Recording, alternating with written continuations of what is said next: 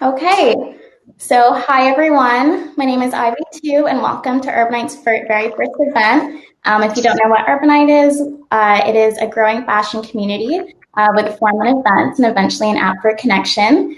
Today's super exciting because we're having our first panel with creators of the fashion film Fashion After Quarantine, Jessica, Jade, and Alec Blunt. So please, you guys introduce yourselves so we can get started. Hi, my name is Alec Blunt. My brand is called Phallic Cunt. I'm a fashion designer located in Bushwick, Brooklyn. I went to school at Parsons, the New School for Design, studying fashion design. And what my work is about, it's all about dismantling gender politics through fashion and exposing audience to alternative modes of expression. So that's about dressing all types of bodies and making people feel sparkly and beautiful. Yes, and hello, hi, I'm Jessica Jade. I'm also a fashion designer in New York City. And my background is in specifically draping and leading. My brand, Jessica Jade, is fun, bright, sparkly garments. And what I really want to do is bridge the gap between like Parisian couture and the everyday customer like myself and make it more accessible and so, yeah. Awesome. So just so everyone knows, we will have a Q&A at the end. Please put your questions in the chat box so we can answer them. And then also stick around for a cocktail party. I'll give more details of that at the end of this. So I'm just going to turn on the video now. Jessica and Alec, I don't know if you want to turn off your cameras or not, but whatever you want. COVID-19 is now the third leading cause of death in the U.S., second only to heart disease and cancer. One of the nation's leading health experts warning now is the time to get this under control. Dr. Deborah Works, which in the U.S. had originally shut down like Italy. We've learned what Americans were willing to do in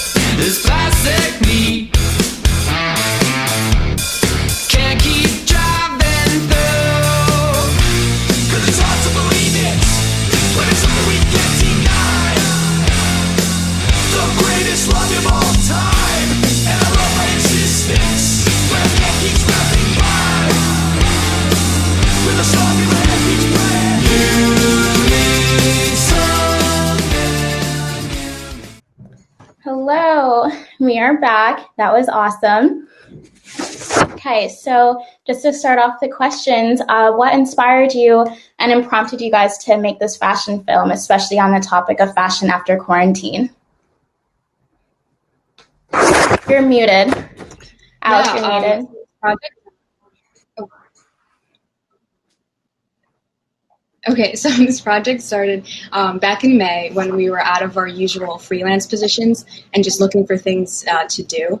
So I was kind of angry at not really knowing what was going on, like losing some work, and figured out, I have this time. What would happen if I really made a mini collection for myself, and what would that look like? And that's when I called Alec and was like, hey, let's do a thing. And we decided we wanted to show a New York Fashion Week, and how could we do this? What would that even mean? And really, since all the other the big name designers were talking about virtual presentations for September 2020 Fashion Week, we thought, we have access to the internet, why not? So that's kind of what we did. And from there, we, called our friends, pooled our resources and connections, and tried to figure out how to do this. And from there, it got bigger and better. Awesome. So, Alec, what would you say is the story and message of the film, and what emotions did you want to evoke? Well, we kind of approach this, crafting a narrative isn't necessarily a linear process, right? When we first started this, we approached a bunch of friends who are also designers and asked them to jump on the project with us. And we gave them the prompt, make a collection about what fashion after quarantine looks like for you. So we gave them that prompt, and then we had them send back, what they're working on.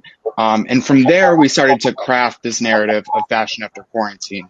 The best way we figured to do this was to create these little vignettes for each designer, kind of delving into a little bit about what their brand is about, but also through this bigger narrative of what quarantine has been like for us so far. And we really wanted to convey that in a campy, fun, lighthearted kind of way of what our experience has been like in quarantine.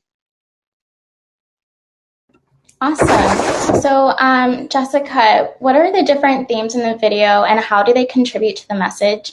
From my point of view, I could see the different phases of COVID, the shock of it, the stay-at-home order, transitioning from work from home and adjusting to what our new normal is. Can you elaborate on those themes?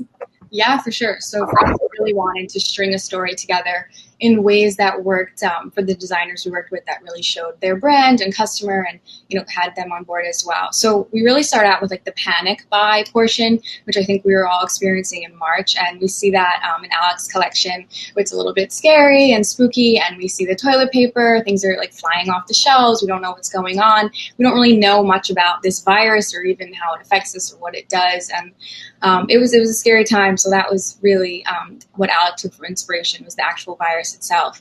And then we kind of go into the new normal phase. We're all working at home, and you see my collection, and we're lounging on the couch, we're in sweatpants. This is what we're doing now. Everyone's in one place together, and we're making the best of it. And my section was kind of a nod to the celebrities at the time that were coming out on social media and saying things like, "Oh, it's so hard to stay at home, but we're managing, in their big mansions." And we kind of wanted to nod to that in a funny way. And then we continue with this, the new normal, working from home, where we see Anna's collection, and we have the typical millennial girl going to work and changing from day to night. These social events are still happening. We're still having fun. We can make it happen, and that we're all experiencing it together virtually. It really helps connect and make it okay. And then the next section, I guess, we have is Audrian's section of the film, where, restaurants are starting to open, things are happening in real life. And so we can get excited again about the idea of dressing up. What are you wearing?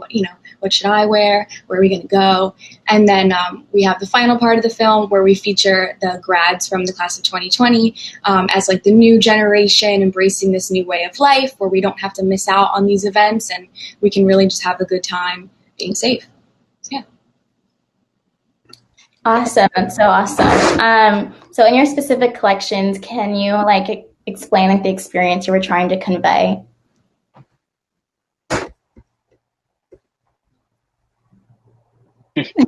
There we go. Yeah, so with my collection, which was the first one in the video there, kind of starts things off. What I was really feeling at the beginning of quarantine was this tremendous fear that anyone at any time could be host to a potentially life-threatening virus. So I wanted to visualize that fear through this mini capsule collection. So that's kind of my jumping off point for the surface designs for my garments, which was all upcycled denim because fabric stores were closed initially in quarantine. So there was no place to get fabric. So everything's upcycled denim jeans, which I cut and made into new garments. And then it's been treated, dyed with bleach. Woohoo, bleach. Very Corona vibes. And then on top of that, what I've done is embellished and made these like little nuclei of viruses all over, which I don't know if you've ever seen a virus, like a picture of a virus, but they're actually kind of pretty and on the same like wave as like a flower or that kind of thing. All about that, those natural organic shapes. So yeah. Awesome. I don't know if you want to contribute, Jessica.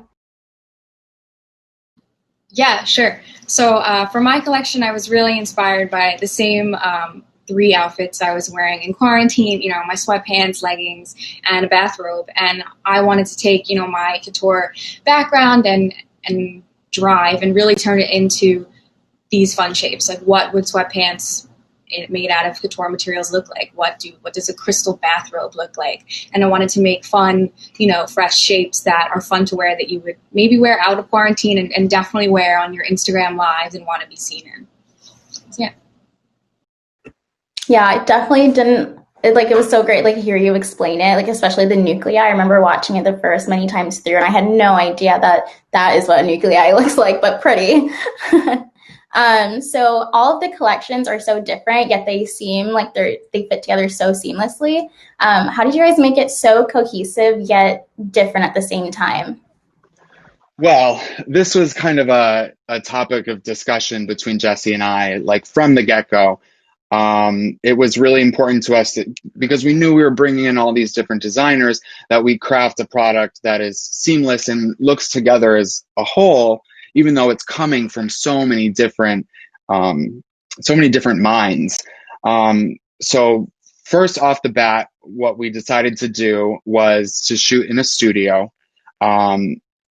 And kind of create the environments around these different collections, almost to seem as if they're different rooms in the same house. So that was we have the same white background with just colored lights, just to change the vibe just subtly, but you get the feeling that we're like in the same kind of space, right? The second big thing that was really important to us in kind of to be like the through line between all of these things, quite literally, as you can see in the video, is the radio speech bubbles. So we kind of wanted to use the narration of the radio and these speech bubbles to help ease the transition from one designer to the next, so it's not completely jarring. It's really interesting, actually, watching the video without the speech bubbles. It feels really almost kind of discombobulated, and you're like, what's going on? But with those speech bubbles, it's like, okay, here's the through line. You get that this is all part of the same story, even though we're having these moments that are different and individualized in their own way. Yeah. No, awesome. Yeah, I definitely agree. The speech bubbles added to the story, and I feel like it built it up a lot. So carrying on, Jessica, you mentioned to me that when you created the video, you thought quarantine would be different by now, and that this video was just going to be comical and quirky, flashback to what life during quarantine would be like. However, it's 7 months later, and we're still under restriction. So how have your assumptions changed about fashion after quarantine?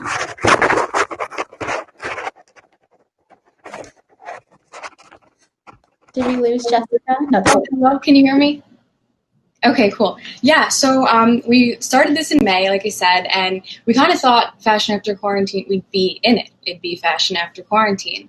but we're still in it, so we're not really sure. As far as like style and trends where they're going to go, I don't think it's safe to know yet, but where fashion after quarantine in terms of like the fashion industry might go, I think we will see a permanent change in having more virtual presentations, also to include more people in the future.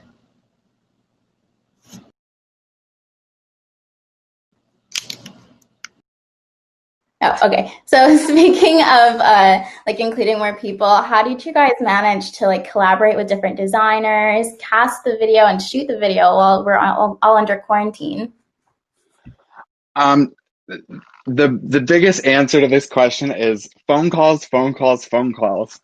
Jesse and I, from the get-go, it was most of the work we did was over the phone with each other, with having our phone call meetings with the makeup artist, the hairstylist, the studio.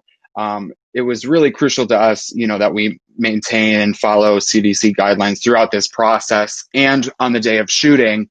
And it was really important to us. What ended up being kind of the saving grace, or what kind of kept everything in check in terms of safety, was our schedule.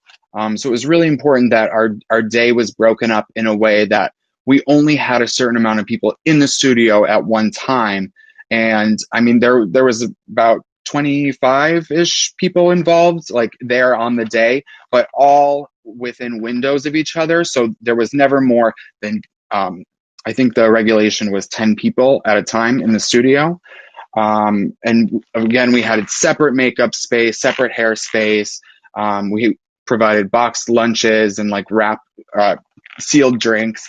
That was the number one thing of going into this project, was making sure that everyone involved was safe, and even more so felt comfortable. Yeah, absolutely. It's really awesome to hear like how you guys like even managed to do that.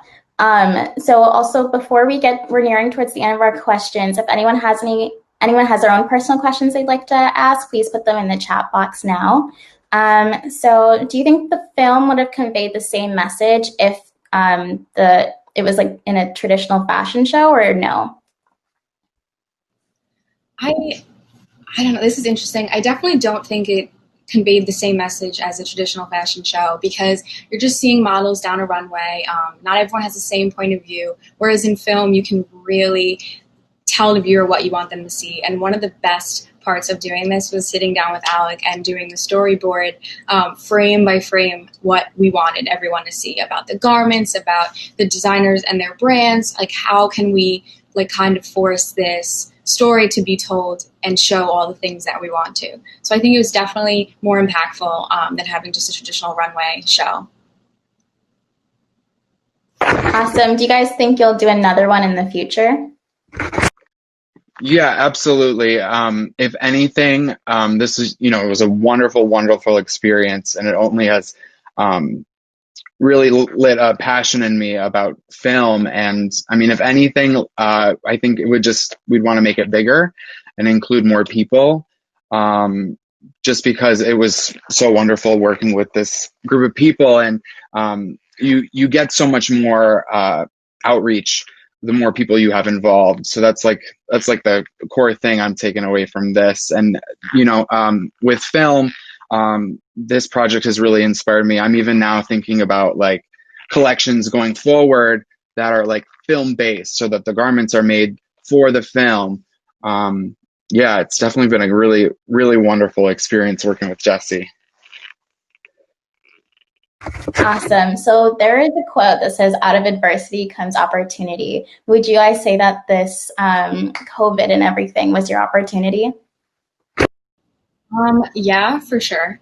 I mean, this was definitely something hard for us to organize, as well as to even just get out of that like creative rut in the beginning of not really knowing what was going on. There's a ton of opportunities getting to meet and work with such amazing people. Like, again, we had a fantastic group of people come together and really just knock it out of the park. And I would say this is just a start for us, and to go from here, we can build off of this for sure. Awesome. So we have a question. Has this experience and the pandemic changed your approach to fashion? Yeah, definitely. I think for me, it's more so made me really question, um, the fashion schedule. Like, me as a brand for myself, like, is it important for me to be showing during New York Fashion Week, or whereas it might be better for me to come up with a really great product or film like this and release it on my own terms. I don't think the weight of that traditional fashion schedule is as important, especially because shows are so expensive to produce. It's crazy as a starting out designer. It's nearly impossible to get to New York Fashion Week, which is part of the reason why we even did this project, because we figured, hey, there might be an opportunity for us to get seen, because regular things aren't happening this year. Yeah. Jessica, do you want to add anything? Yeah, I mean, I totally agree with that. I think going forward, things should be more accessible anyway. And I'm definitely looking forward to doing something like this again. It was really fun. So, yeah. Awesome. So we have another question. During quarantine, I felt artistically uninspired. Even trying to delve myself into my art felt kind of phony. How do you all stay inspired? I mean, for me, inspiration kind of strikes in a moment's notice. Like I tend to think about, like, okay, I want to be inspired, and then I kind of go about my day to day, and with that kind of like cognition of being like, okay, be on the lookout for something. That's usually like when it strikes for me. So with this project in particular, with my collection, I mean, it was that feeling, that fear I had. And I was like, like, let me do something with this here. Let me spiral this into, and like elaborate on this in a way that comes through in my art.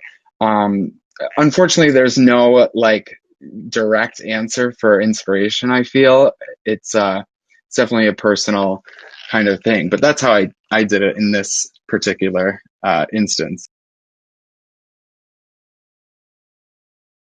Jessica, do you want to add? Yeah, sure. I mean, for me, honestly, this was very hard. In the beginning, I was just feeling all these feelings, was super upset and angry, and all these plans, and 2020 is my year. And there were some days I just didn't get out of bed. And it was starting this project and having it going on and on that gave me reasons to do that.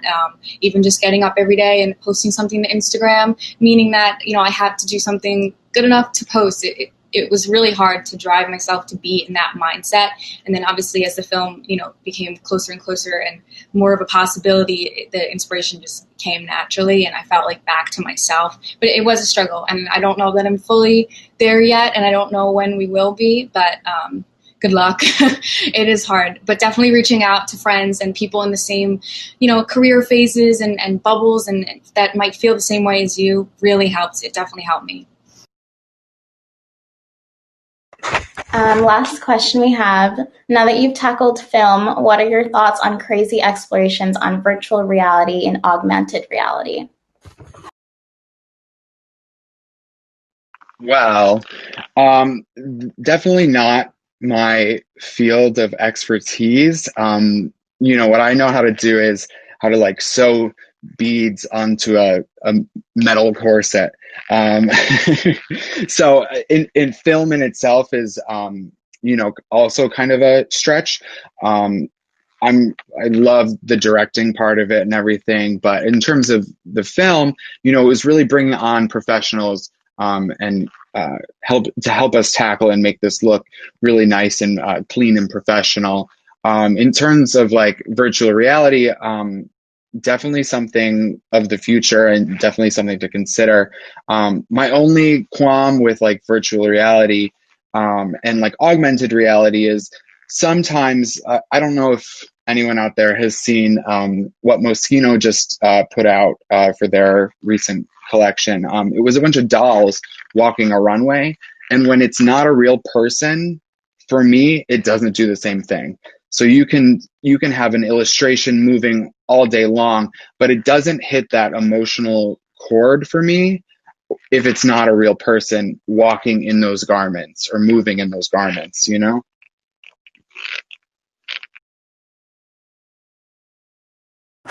Jessica, you want to add? Yeah, so for me, this is so exciting. Like, I love materiality and coming up with innovative materials to make pretty nice, sweet shapes. So I hear like AR and I think like, what can we do with fabric that when you put the goggles on, it totally changes? And I love that idea. I think it's so cool and definitely something to explore. And I love this question. I'm definitely interested now in seeing what I can do. So yeah. Awesome. So now that we're at the close, what is next for you both? Well, for me, I think I'm just going to keep trucking along,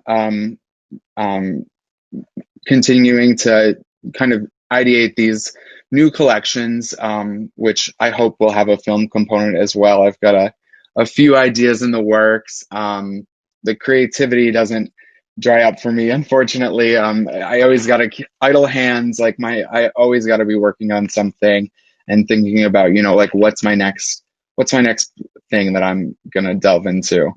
So yeah.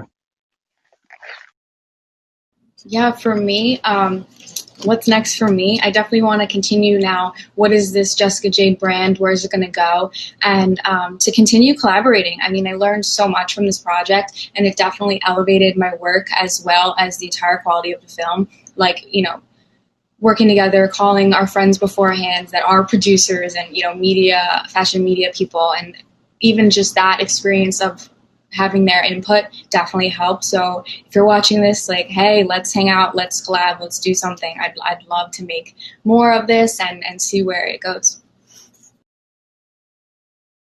Awesome. Well, thank you so much to everyone who joined, and a special thank you to our panelists.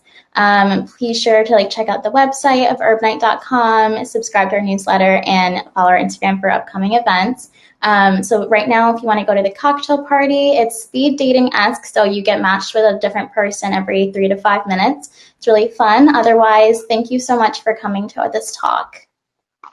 Yeah, and just to thank you again, Ivy. We really appreciate you reaching out to us, and we're really, really blessed. Thank you. Thank you. Yeah, thank you so much. This was really great. I'm so glad we got to connect. Me too. Yeah. Me too. So, well, goodbye, everyone, or see you soon in the cocktail party. I'll probably have to adjust the time, but yes, I'll see you soon.